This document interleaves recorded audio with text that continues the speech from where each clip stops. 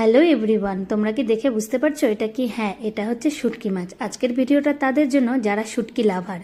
এই দেখো, আমি তেলের মধ্যে কালো জিরা, শুকনো লঙ্কা ফোড়ন দিয়ে দিয়েছি, তারপরে অনেকটা পেঁয়াজ কুচি দিয়ে দিয়েছি। তারপরে পেঁয়াজ কুচিটা একটু ভালো করে ভাজা ভাজা হয়ে গেলে আমি এর মধ্যে অন্য ইনগ্রিডিয়েন্টস মানে এই দেখো কাঁচা লঙ্কা আর রসুন দিয়ে দিলাম। তো এটাকে খুব ভালো করে লাল করে ভাজতে হবে। তো তারপরে আমি শুটকি মাছটা দিলাম হলুদ লবণ মাখিয়ে।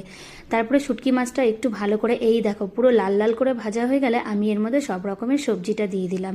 এবার লবণ দিলাম, হলুদ দিলাম, এবার এটাকে ঢেকে ঢেকে রান্না করতে হবে। তো দেখো, এটাতে কোনো জল ইউজ করা যাবে না, একদম পুরো গ্যাসটাকে সিম করে ঢেকে রান্না করতে হবে।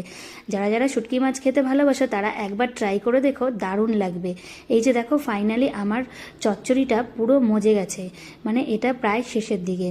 তো ভীষণ সুন্দর হয়েছিল খেতে। আর সত্যি এই শীতের দিনে সবজি দিয়ে এই চচ্চড়িটা খেতে দারুণ লাগে। দেখো চচ্চড়িটা রেডি। তো চলো টাটা, বাই বাই।